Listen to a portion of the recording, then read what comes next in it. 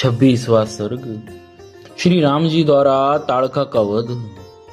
मुनि के ये उत्साह भरे वचन सुनकर दृढ़ता पूर्वक उत्तम व्रत का पालन करने वाले राजकुमार श्री राम जी ने हाथ जोड़कर उत्तर दिया, भगवान, अयोध्या में मेरे पिता महामना महाराज दशरथ ने अन्य गुरुजनों के बीच मुझे यह उपदेश दिया था कि बेटा, तुम पिता के कहने से पिता के वचनों का गौरव रखने के लिए कुशिक नंदन विश्वामित्र जी की आज्ञा का निशंक होकर पालन करना,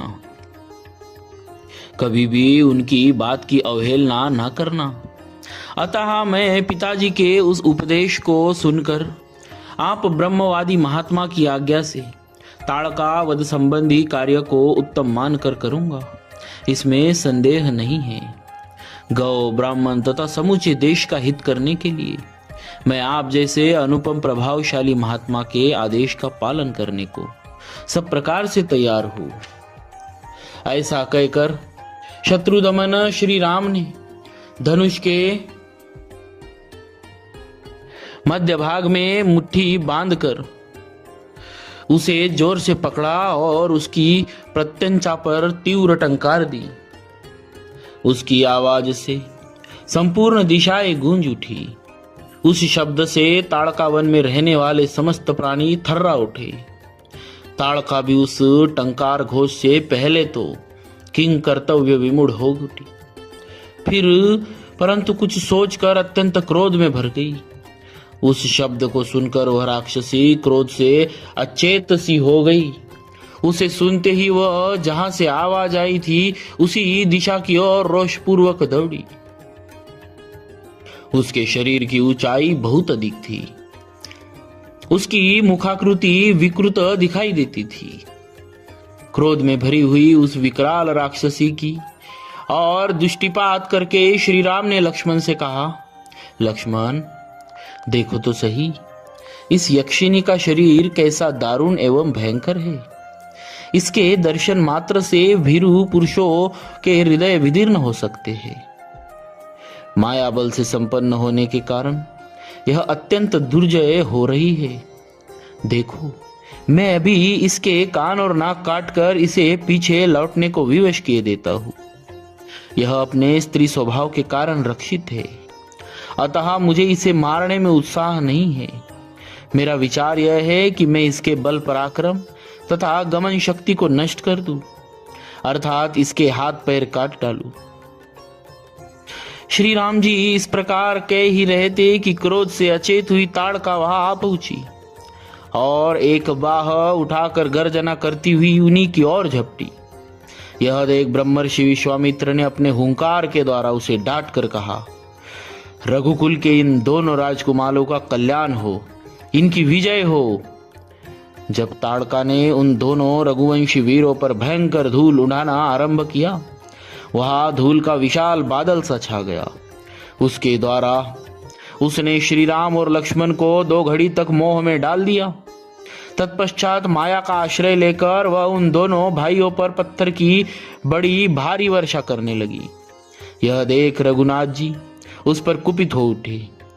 रघुवीर ने अपनी बाण वर्षा के द्वारा उसकी बड़ी भारी शीला वृष्टि को रोककर अपनी ओर आती हुई उस निशाचरी के दोनों हाथ तीखे साय से काट डाले। तीखे सायकों से काट डाले। दोनों भुजाएं कट जाने के थकी हुई ताड़का उनके निकट खड़ी होकर जोर जोर से गर्जना करने लगी।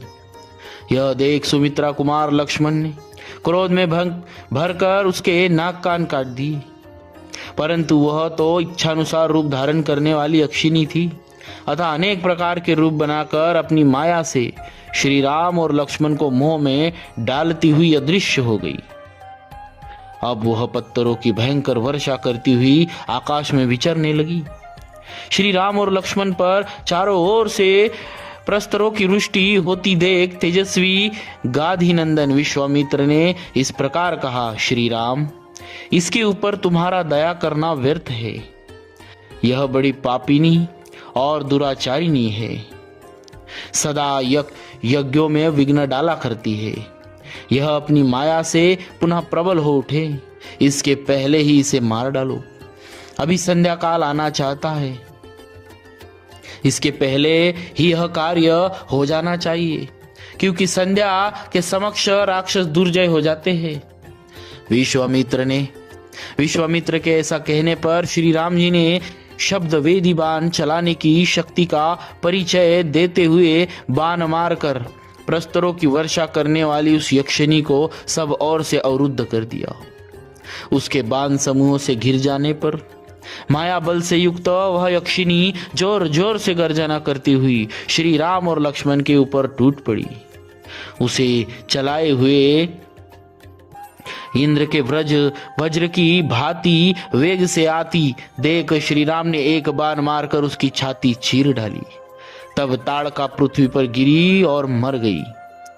उस भयंकर राक्षसी को मारी गई देख देवराज इंद्र तथा देवताओं ने श्री राम को साधुवाद देते हुए उनकी सराहना की।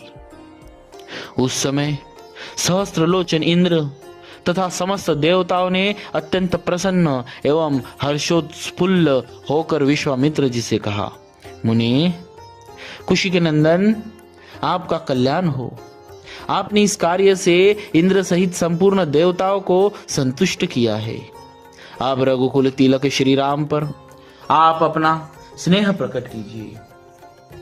ब्राह्मण प्रजापति कृशाश्व के अस्त्र रूपधारी पुत्रों को, जो सत्य पराक्रमी तथा तपोबल से संपन्न है, श्री राम को समर्पित कीजिए। विप्रवर, ये आपके अस्त्रदान के सुयोग्य पात्र है तथा आपके अनुसरण सेवा शुश्रूषा में तत्पर रहते हैं। राजकुमार श्री राम के द्वारा देवताओं का महान कार्य संपन्न होने वाला है। ऐसा कहकर सभी देवता विश्वामित्र जी की प्रशंसा करते हुए प्रसन्नता पूर्वक आकाश मार्ग से चले गए। तत्पश्चात संध्या हो गई। तदनंतर ताड़का वध से संतुष्ट हुए मुनिवर विश्वामित्र ने श्री राम जी का मस्तक सूंघकर उनसे यह बात कही, शुभ दर्शन राम, आज की रात में हम लोग यही निवास करें, कल सवेरे अपने आश्रम पर चलेंगे। विश्वामित्र जी की यह बात सुनकर दशरथ कुमार श्री राम जी बड़े प्रसन्न हुए। उन्होंने ताड़का वन में रहकर वह रात्रि बड़े सुख से व्यतीत की। उसी दिन वह वन शाप मुक्त होकर रमणीय शोभा से संपन्न हो गया और चैत्र रथ वन की भांति अपनी मनोहर छटा दिखाने लगा। यक्ष कन्या ताड़का का वध करके श्री रामचंद्र जी देवताओं तथा सिद्ध समूहों की प्रशंसा के पात्र बन गए। उन्होंने प्रातःकाल की प्रतीक्षा करते हुए विश्वामित्र जी के साथ ताड़का वन में निवास किया। इस प्रकार श्री वाल्मीकि निर्मित आर्ष रामायण आदि काव्य के बालकांड में 26वां सर्ग पूरा हुआ। बोलिए श्री सीताराम जी महाराज की जय। भक्तवत्सल भगवान की